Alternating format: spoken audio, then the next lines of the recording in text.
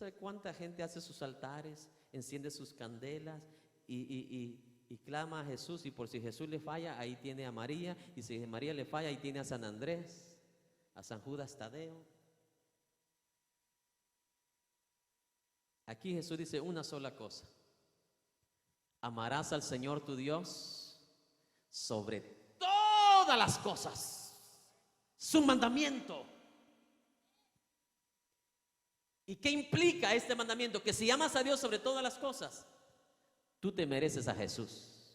Cuando estés en un problema, tienes la seguridad de clamar a Jesús. Tienes la seguridad de orar y saber que Él te va a escuchar, porque eres merecedor de Jesús. Cuando lo ames a Él sobre todas las cosas. Un ejemplo. Aquí Jesús no te está mandando a odiar a tu madre, a odiar a tu padre. ¿Por qué? Porque los mandamientos dicen lo contrario. Honra a tu madre, honra a tu padre.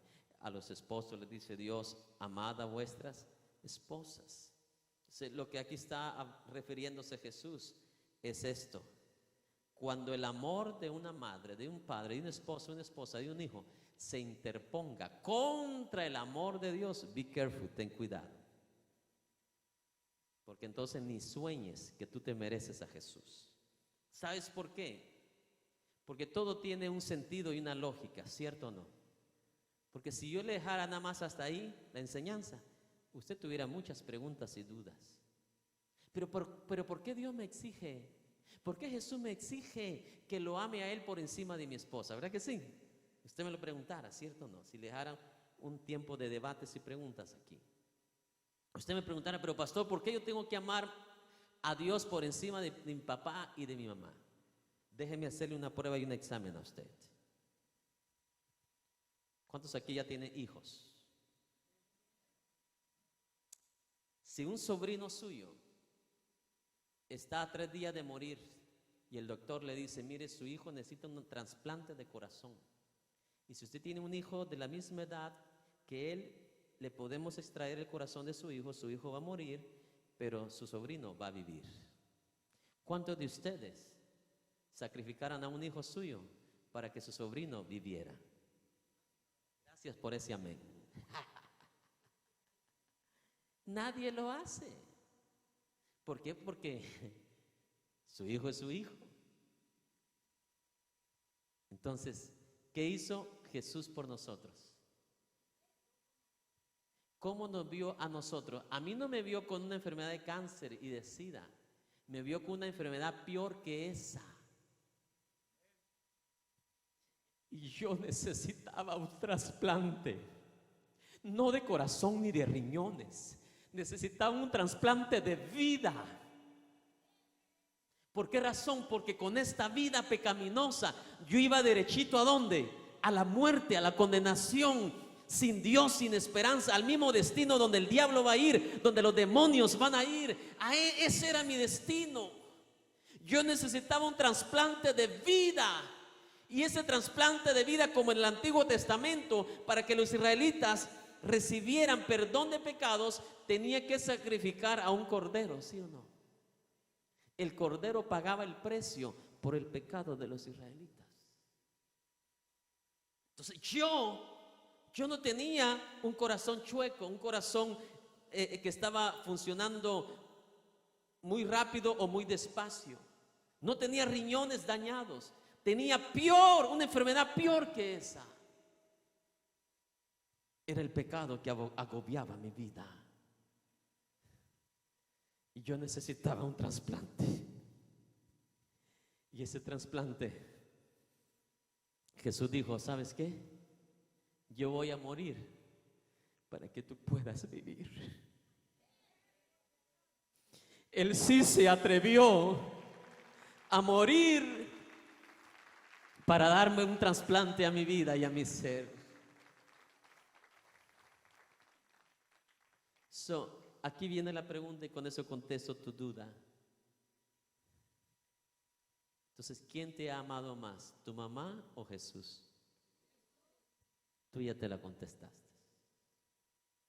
La mayoría de preguntas y dudas Jesús las contestaba con una ¿qué? Pregunta. Así las contestaba Jesús, con una pregunta. Yo ya se la hice y usted ya se contestó. Por eso, ahora ahí va la conclusión. Por eso Jesús tiene toda la razón de que lo ames a Él por encima de tu esposa, de tu esposo y tus hijos. Porque Él ya te lo demostró, que a ti te amó más que como tu madre, tu padre te amaría. Porque tú ya me contestaste de que tú no darías, sacrificarías a tu hijo para que un sobrino tuyo sea salvo. Y Jesús sí lo hizo por nosotros. Entonces, Él sí me ama más que mi esposa, más que mis hijos. Por mucho que tus hijos te digan, I love you, mami, no te ama más que Jesús. No te ama más que Jesús. Las palabras del Hijo son palabras. Las palabras de Jesús son palabras mezcladas con hechos y acciones. Esa es la diferencia. Por eso le digo, Jesús no es un ignorante cuando habla en el Evangelio, cuando habla en su palabra. ¿Sabe usted que en las universidades hay mucho conocimiento, hay mucha sabiduría, pero la fuente está allá arriba? De donde nace toda fuente de conocimiento y sabiduría, ¿dónde está? ¿Qué dice la Biblia? ¿Quién le enseñará a Dios? ¿Quién se atreve a ser maestro de Dios? Entonces, Él no va a hablar tonteras en su palabra, en su evangelio. Como el mundo dice, ay, tú eres aleluya, hay puros ignorantes, hay. Déjeme decirle que no es cierto. Porque sabemos de dónde venimos y sabemos hacia dónde vamos. No estamos perdidos, no somos ignorantes.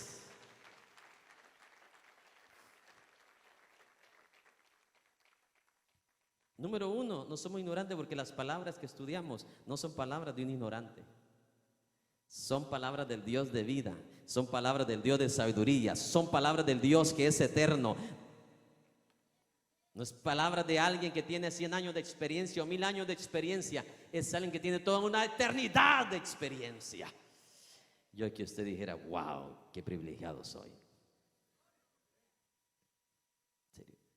La mayoría de religiones falsas, hermanos, no saben ni de dónde vienen ni a dónde van. ¿Y por qué hace usted eso? Pues yo ni sé. ¿Sí me explico? ¿Y por qué enciende candelas a usted? Porque por lo que yo veo hay luz ahora. Antes sí se valía encender candela, pero ahora no. Pues la gente ni sabe por qué las enciende. Mucho menos tiene bases bíblicas por qué las enciende.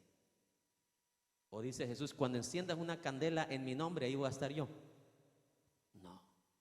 Cuando 2 o 3 estuvieren en mi nombre. La candela no puede ser medio para llegar a Dios. Un santo no puede ser medio para llegar a Dios. Solo hay un medio, dice la Biblia. Solo hay un mediador entre Dios y los hombres. Dios Padre y los hombres aquí en la tierra. Jesucristo, Jesucristo, Jesucristo, el único. Y no hay 2 ni 3.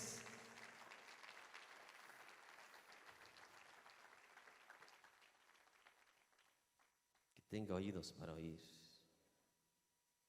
Oiga, mis amados hermanos. Entonces, ¿tiene razón Dios o no tiene razón?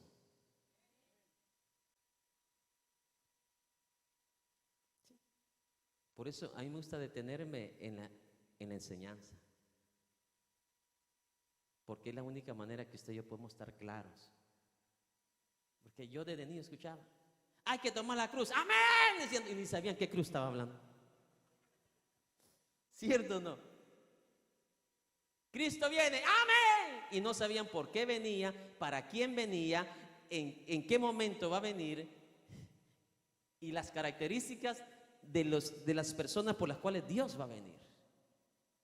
No es porque yo diga amén, yo me voy a ir.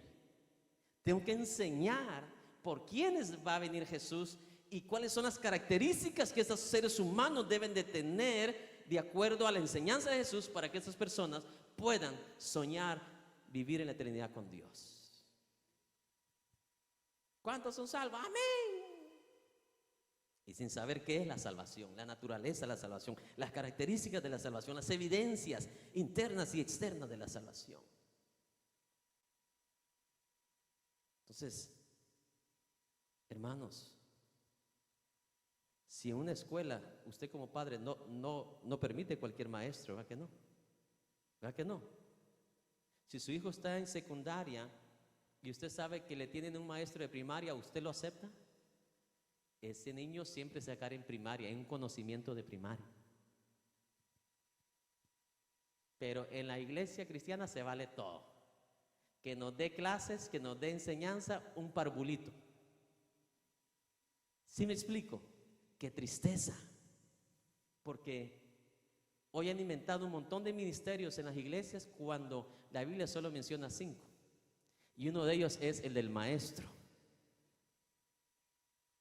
Ese es uno de los ministerios esenciales para la iglesia de Jesucristo.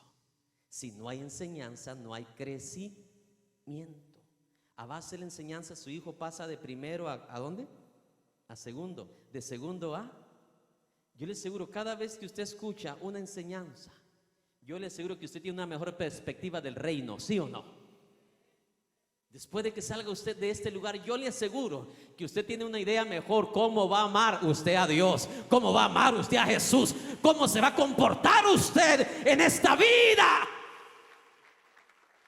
Porque ya ha recibido dicho conocimiento. ¿Sí me explico? Pero la gente se le ha hecho creer que solo porque venga a la iglesia ya conquistó el reino de los cielos. Eso es parte de, pero no es todo de. ¿Sí me explico? Los niños van a la escuela, pero no solo por entrar a la clase ya ha hecho todo. No, tiene que recibir la clase, tiene que practicar la clase, tiene que estudiar la clase. ¿Sí me explico? No solamente de entrar a la clase que ya lo hace pasar a la siguiente clase. Vamos a lo siguiente. Aquí vamos a terminar. Verso 38. ¿Qué dice?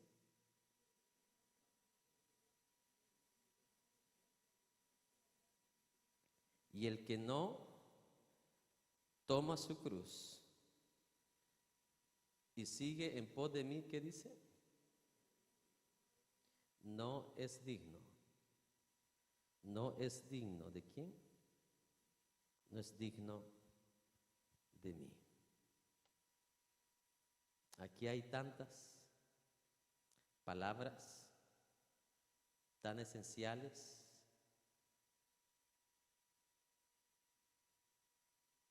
Yo le decía al Señor el día de hoy, Señor, ¿cómo hago para explicarle esto a la iglesia para que lo entienda de la mejor manera correcta? Dice, aquel que no tome ¿qué? Su cruz y me siga, no es digno de ¿qué? No es digno de mí. Por eso le digo, todas las palabras de Jesús, lamentablemente muchos la agarran al revés. Hay un montón de gente colgándose una cruz aquí en el cuello. ¿De esa cruz habló Jesús?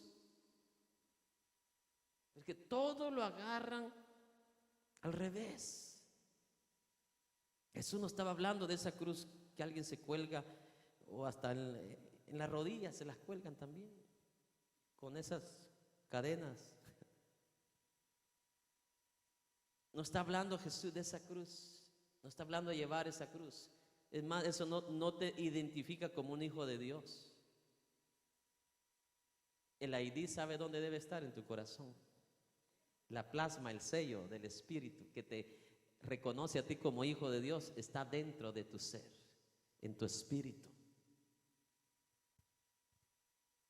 Y Jesús dice, el que no toma su cruz y sigue en pos de mí, no es digno de mí. Y ese es el problema que Jesús tiene, el evangelio de Jesús tiene con todos estos predicadores modernos hoy en día, hermanos, que no predican el evangelio de la cruz. ¿Se da cuenta usted? El evangelio de la cruz, han borrado la cruz y le han puesto el evangelio de la prosperidad. Usted predica el evangelio de prosperidad, usted quita el evangelio de la cruz. Yo no veo a Jesús en las enseñanzas de Jesús predicando el evangelio y la prosperidad. Los momentos que Jesús habló de la prosperidad, ¿qué dijo? No hagáis tesoros en la tierra, donde el ladrón te roba la riqueza, no importa lo que tengas, y el orín va a corromper, va a echar a perder, va a corroer. Mas te doy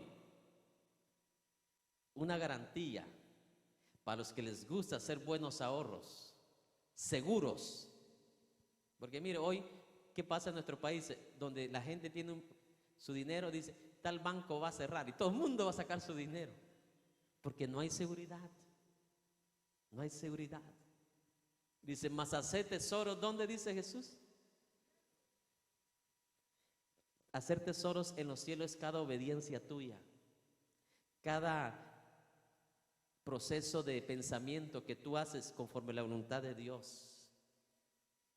Cada vez que alguien te odia y tú mejor muestras misericordia, amor y perdón, eso es hacer tesoros en el reino de los cielos. Cada vez que tú obras en obediencia a Dios, estás haciendo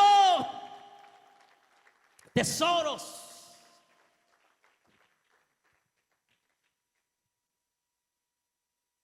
No sé si me explico, mis hermanos. Si estamos hablando de Jesús hablar de dinero, eso es lo que habló Jesús de dinero. Pero el evangelio central del Nuevo Testamento es la cruz. Es la cruz.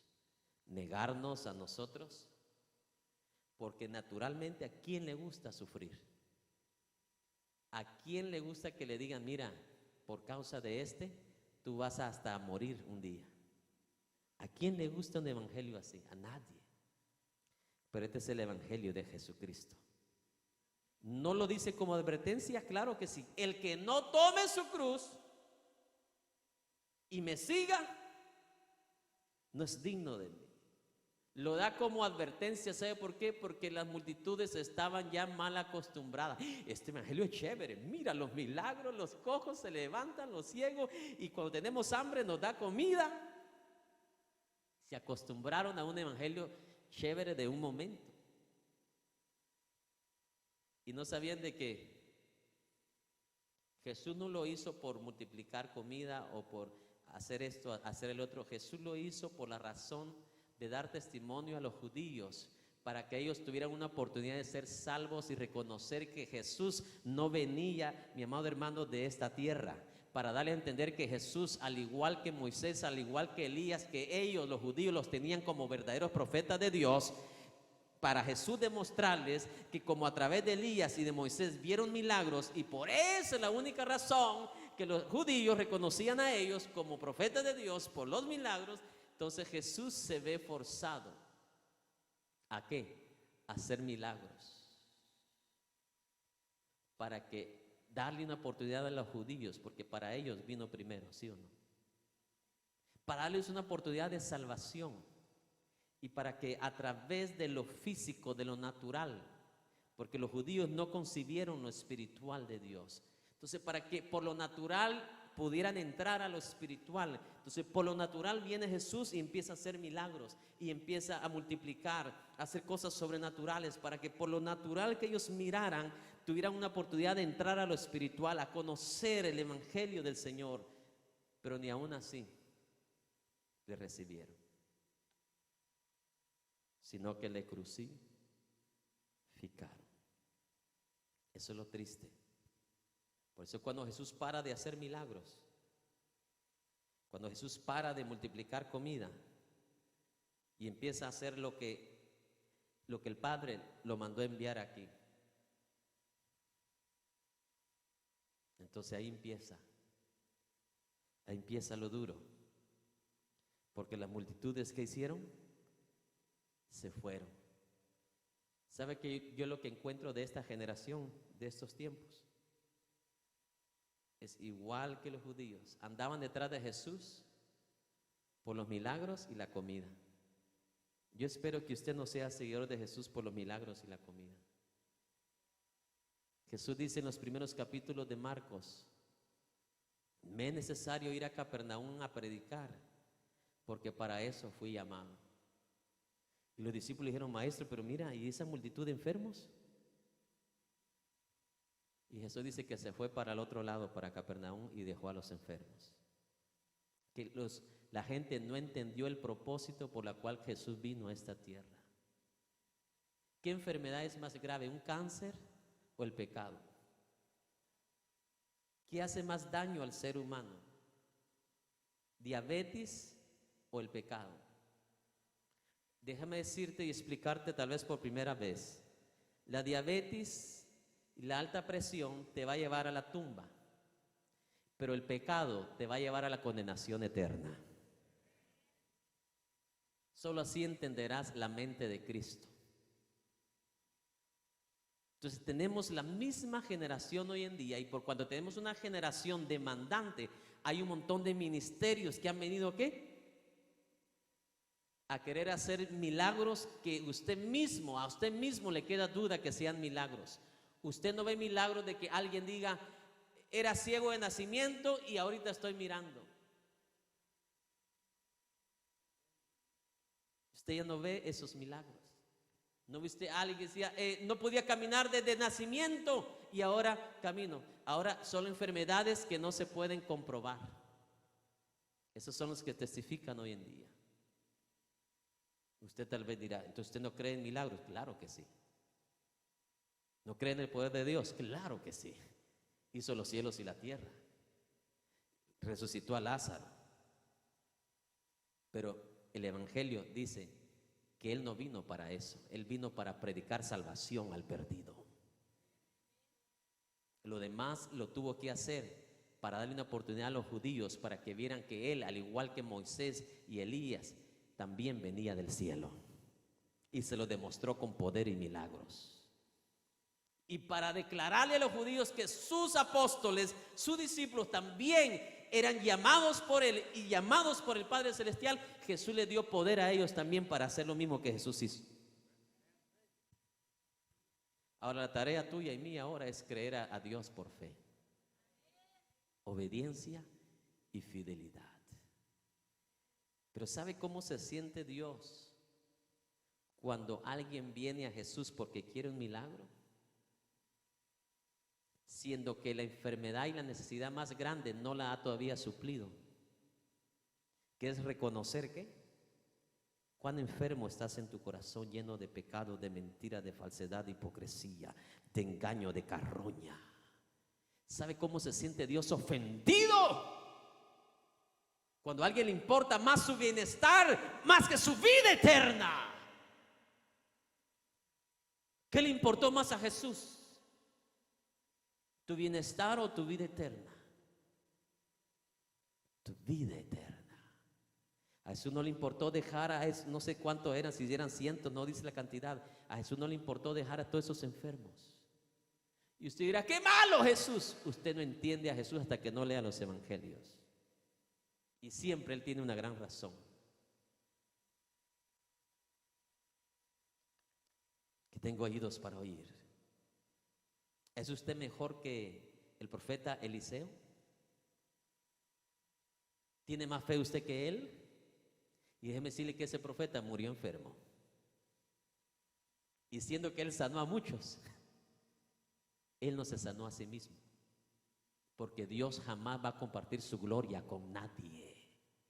Dios siempre va a querer demostrarte que el único que tiene el poder para sanar no es el evangelista tal y tal, no creas eso. El único que tiene la esencia, la naturaleza del poder para sanar es Jesucristo.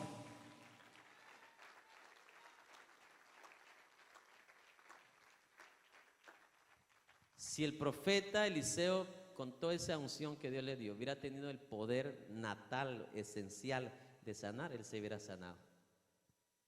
Pero ahí se damos cuenta que nosotros sin Dios no somos nada. Jesús dice: y le dio poder, pero ¿de quién seguía siendo ese poder? De Dios. Es un poder prestado, un poder alquilado. mientras estés en esta ¿qué? Tierra. Y no lo vas a usar como tú quieras, es como Él quiere. Que tenga oídos para oír. A mí no me gusta ilusionar a la gente, hermano. Me gusta decirle la verdad de la palabra.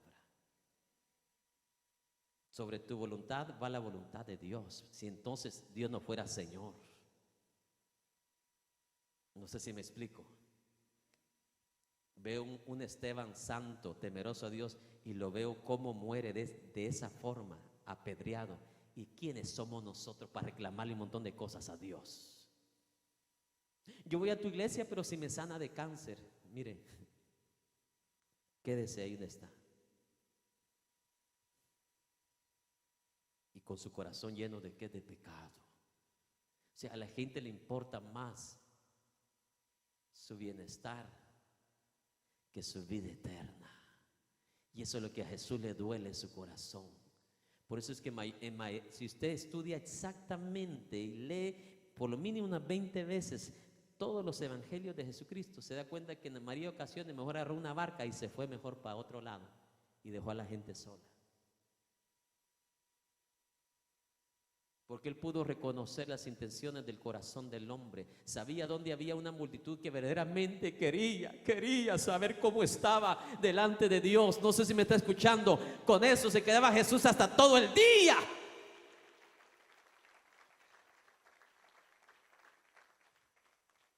Pero habían ciertas multitudes que nada más le seguían a Jesús por los milagros y por los beneficios. ¿Vino aquí Jesús a esta tierra a vivir una vida chévere? Desde el momento que el evangelio se empezó a anunciar, todos los seguidores del evangelio de Jesús vivieron una vida nice, súper chévere. Raro.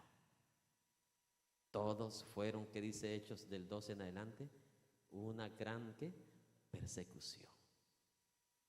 Persecución contra los cristianos, contra los hijos de Dios.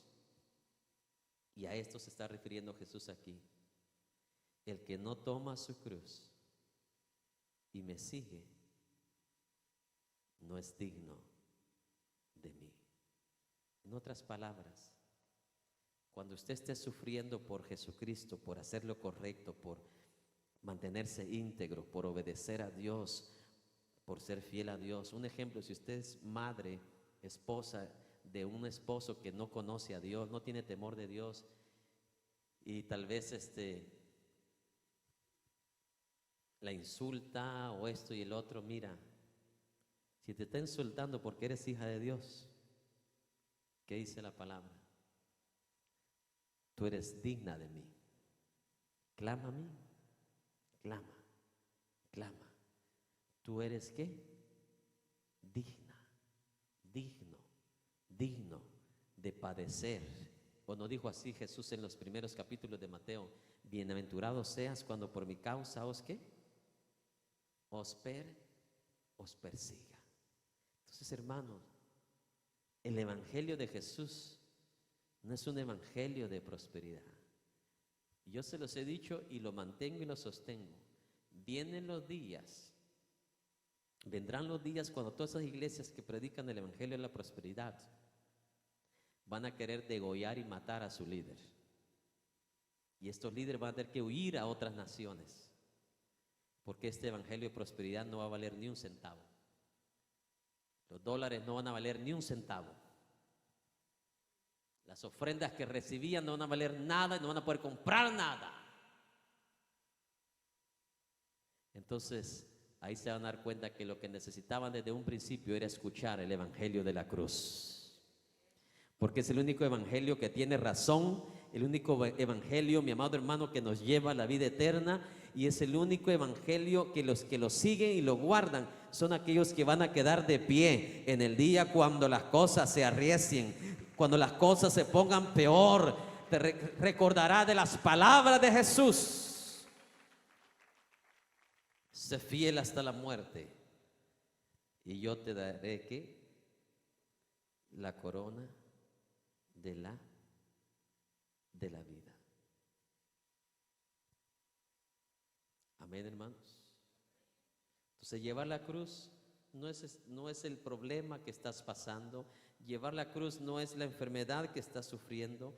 Llevar la cruz no es la esposa que tienes. Ore por mí, pastor, porque de que me casé viera que llevo una cruz.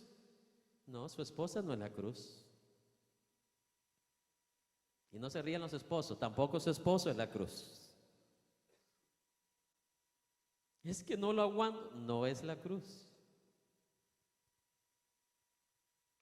La cruz es que por obedecer a Jesús te van a venir tantas cosas en contra de tu vida y que te van a exponer en un futuro, no ahorita, porque ahorita no tenemos persecución nosotros. Te van a exponer aún hasta tu misma ¿qué? Vida y muerte va a estar tan cerca una de la otra. Eso representaba para los que escuchaban a Jesús la cruz.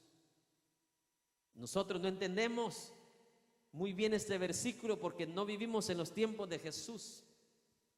Pero la gente que vivió en los tiempos de Jesús sabían que cuando a alguien le daban una cruz para llevarla, ¿sabe para qué era? Para sacrificarlo, para matarlo en ella. Cuando a alguien los emperadores le daban una cruz para que se la llevase, ya sabían los soldados qué tenían que hacer con ese hombre que acarreaba esa cruz, que tomaba esa cruz para caminar con ella.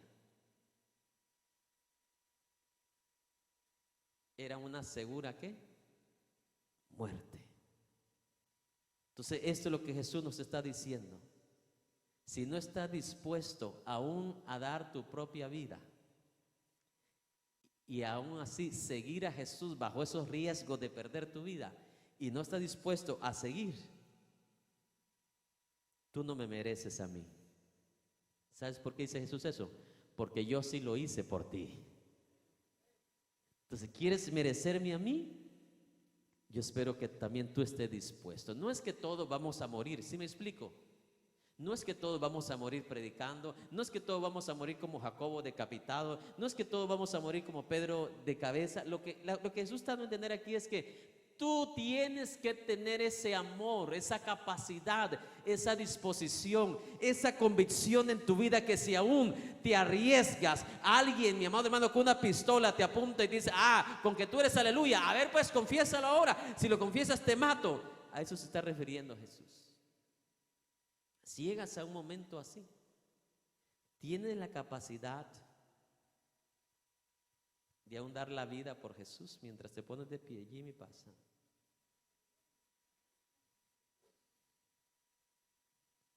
Por eso yo casi a los músicos les prohibí cantar ese canto que dice, te amo más que a mi vida.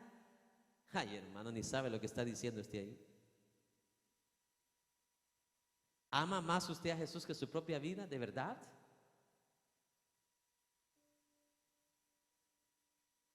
Muchos cantos deberían ser borrados de los himnarios o de la mente de los cristianos que ni saben lo que dicen.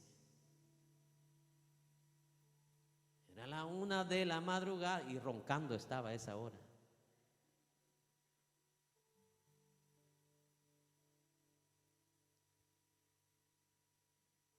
¿Sabes quién sí le lucía cantar ese canto? Te amo más que a mi vida, a Esteban. En los momentos que le estaban cayendo las piedras y lo estaban ocultando ya en los montones de piedra, de toda cantidad de piedras que estaba recibiendo, a ese era el único que lucía cantar ese canto, te amo más que a mi vida. Y la estoy perdiendo con el más alto honor. ¿Por qué? Porque Jesús, tú me amaste a mí más de lo que yo te puedo amar a ti, y esto es lo mínimo que yo podría hacer. A ese hombre sí le lucía cantar este canto. Tú le amas porque todavía tienes leche en la refri. Tú dices que le amas porque tienes ahí tus hijos al lado tuyo. ¿Le amaras si perdieras a tus hijos como los perdió Job? ¿Le amaras igual? ¿Tú crees que para Jesús fue fácil que le dieran toda la garroteada que le dieron, todos los látigos que le dieron? La corona no fue una corona como le ponen a Miss Universo, fue una corona de espinas, hermano. No fue un show que hacen en la televisión para el mes de Semana Santa, que hasta ni deberían de poner eso, hermano. Es un insulto al sufrimiento que genuinamente Jesús pasó y sufrió. Cuando le van ahí en la tele, sale cuando le van pegando a Jesús, hermano, con un lazo, que Dios mío, eso hasta risa me era a mí recibir eso.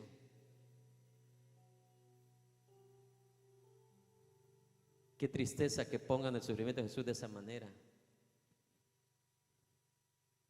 ¿Sabes que esos latigazos, hermano, expusieron cierta parte de los miembros internos de Jesús delante de la gente? Eso se incrustaban en el cuerpo, y cuando jalaban se venían los pedazos de carne juntamente con esos garfios. Y cuando la espada traspasó su costado, ahí te miraba Jesús, me miraba a mí. Ya no podía hablar, pero su corazón hablaba. I love you. Y es por esto que lo hago por ti, para que por mi sangre seas limpio de los pecados y te puedas regresar a mí para hacer la voluntad de mi Padre que está en los cielos.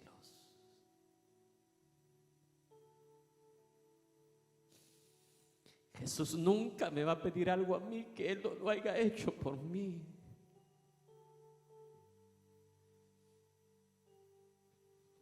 Es por eso que Esteban levantó sus manos al cielo. Y Señor, qué honor que me das de ser contado juntamente con Jeremías, que cuando hablaba la palabra y confesaba a Jesús, lo metían, hermano, en un calabozo, en un pozo lleno de lodo, que solamente del cuello para arriba se miraba, y del cuello para abajo estaba lleno de lodo.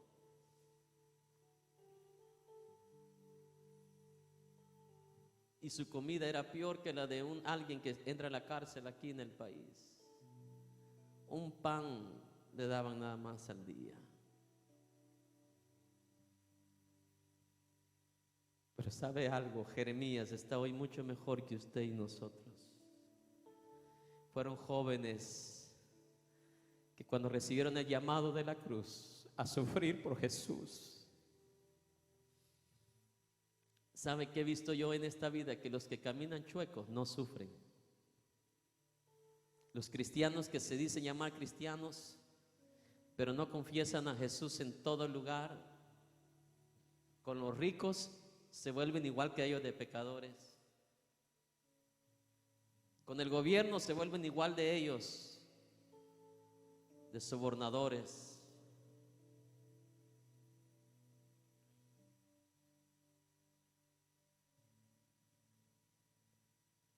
Esa clase de cristianos no sufren. Pero el cristiano que está dispuesto a marcar una diferencia en su familia, en su hogar y en este mundo, vas a tener que tomar esa cruz. ¿Me permites leer la historia de por lo menos de 2 mártires del Señor Jesús? ¿Me permites un minuto?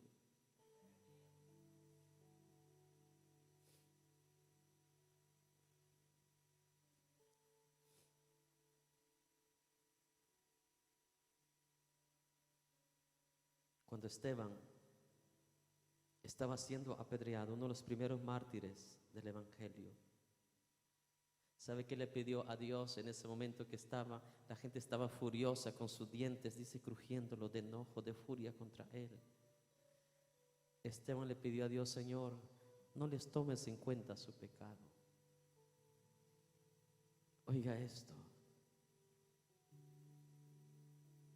Andrés, discípulo del Señor.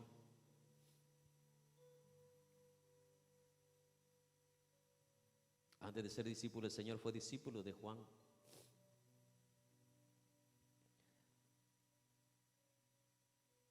La Biblia, los hechos, los registros, las biografías datan que Andrés, por ser discípulo de Jesús y por seguir predicando la palabra de Dios, ordenaron la muerte para él también en una cruz. Y dice que les pidió una petición. Dijo: no me crucifiquen de la misma manera que Jesús lo crucificaron. Yo no soy digno de morir de la misma manera que Él fue muerto. Jamás me compararía a la muerte de Él, porque la muerte de Él fue por todos y para todos. Y Él pidió mejor que hicieran una cruz como una X, y ahí lo crucificaron. Y ahí murió Andrés, uno de esos jóvenes que Jesús llamó como entre la edad de 25 años para adelante, para ser su discípulo. Eso yo lloro cuando veo un evangelio totalmente diferente hoy en día. Digo yo, ¿qué va a ser de esos ministros que están predicando un evangelio diferente? Pare de sufrir. Imagínense la gran blasfemia contra el evangelio de Cristo, donde la Biblia dice que usted va a parar de sufrir. Al contrario, la cruz nos llega cuando decidimos obedecer a Jesús. Pero usted ve esas iglesias de pare de sufrir en cada nación latina, están llenas, ¿sí o no? Ocupan los mejores lugares, los más céntricos, los mejores ubicados, porque le hacen creer a la gente que van a parar de sufrir, siendo que el Maestro nos dice lo contrario. Y nos advierte que aquel que no esté dispuesto aún a morir no se merece nada de Jesús. ¿Se recuerdan del apóstol Pedro?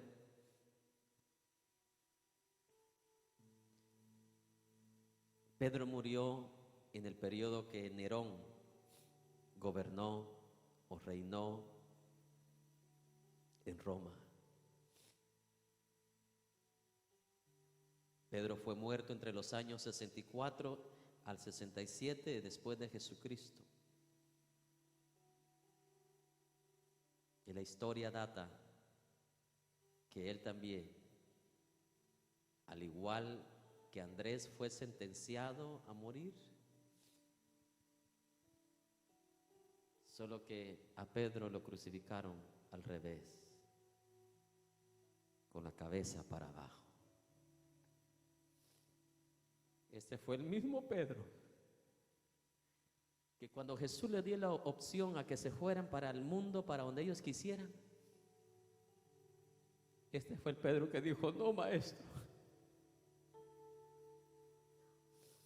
yo tengo la convicción en mi espíritu que solo tus palabras me van a poder conducir a la eternidad, al otro lado que yo sé que existe. El diablo sabe que existe la eternidad, el mundo sabe que existe la eternidad, ¿sí o no? Todo ser humano es consciente que hay una eternidad. ¿Por qué? Porque está incubado en su espíritu. Pero Pedro sabía que el único camino a la eternidad, el único medio a la eternidad, el único que tenía palabra de eternidad era su maestro, era su maestro. Yo no te dejo, Jesús.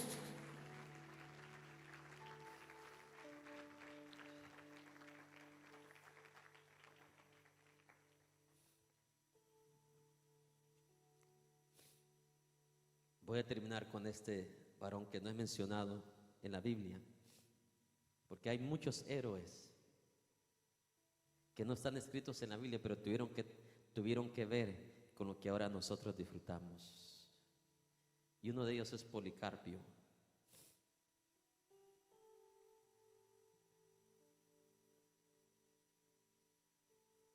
Se cree que Policarpio fue uno de los discípulos del apóstol Juan.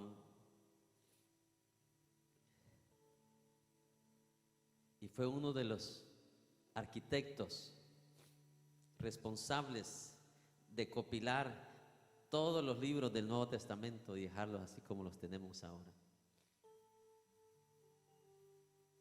Y por rechazar Policarpio de quemar incienso para el emperador de Roma, él fue sentenciado a ser muerto, quemado. Así que cuando lo metieron en las llamas no pudieron quemarlo. Entonces el emperador lo sentenció a que lo acuchillaran. Y así murió Policarpio, acuchillado enfrente del emperador.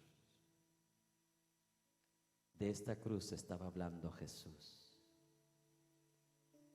Estar dispuestos a dar ¿qué? Nuestra propia vida por una causa eterna.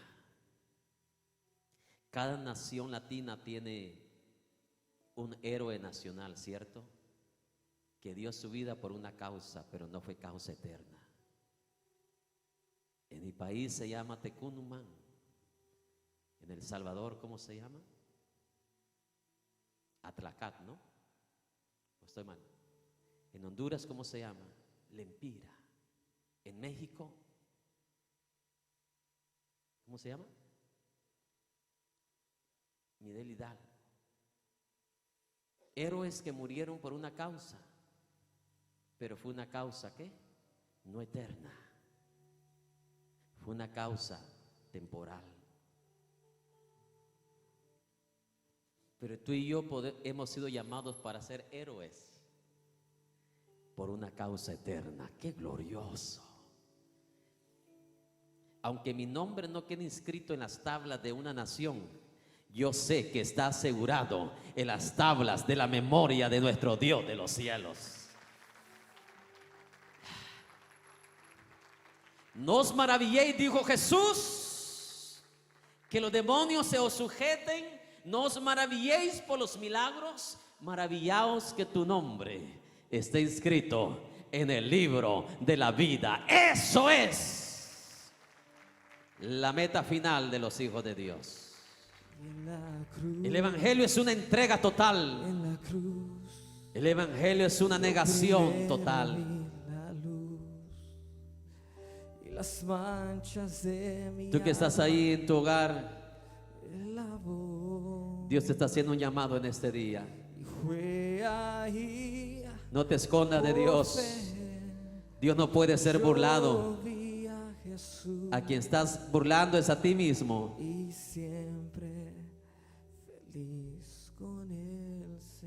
Aquellos que van a una iglesia solo por el estatus. Aquellos que van a la iglesia solamente por un privilegio, pero lejos se parecen a ser seguidores de Jesús. Su manera de hablar no se parece a la de Jesús. Su comportamiento no se parece al de Jesús. Su manera de tratar a los demás no se parece a la de Jesús. Tú necesitas hoy doblar tus rodillas, humillarte, venir a Dios y decirle: Señor, he pecado contra ti. Este mundo se acaba, hermano, y se va a hacer pedazos en un par de días. Ese par de días no sé cuánto represente, pero está cerca el tiempo. Lo que tú tanto amas aquí en esta tierra se va a acabar. Lo que tú tanto valoras aquí en la tierra se va a acabar. Tesoro, dinero,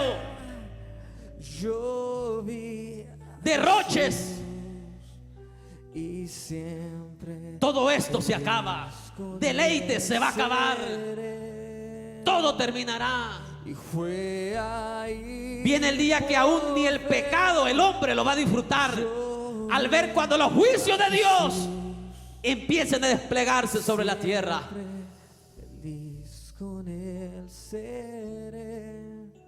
Dios te está llamando el día de hoy. por fe yo vi. Si hay un predicador que está viendo este programa en este momento y estás predicando otro evangelio que no es el de Jesús, arrepiéntete. ¿Quién te mandó a predicar el evangelio de prosperidad? ¿Dónde está eso en los evangelios? Jesús dijo: yo no tengo donde recostar mi cabeza. Así le dijo el rico que lo quería seguir. Arrepiéntete. Todavía hay tiempo de oportunidad para que seas salvo y le pidas perdón a todos aquellos que has engañado y los has llevado, igual como Balaam, a un camino torcido. Todavía hay oportunidad de arrepentimiento. Lo has hecho por el dinero. Un día el dinero no va a valer ni un centavo. Pero Dios, aún dice la Biblia, lo que no sirve, le dio todo su valor. Es por eso que aunque no tengas nada, ¿qué le dice Jesús a la iglesia? Eres pobre, pero eres rica. Porque la pobreza solamente es una cuestión natural, temporal. Pero la riqueza de Dios de promesa para tu vida es eterna, es eterna, es eterna, es eterna. Levanta tus manos y dale gracias a Dios.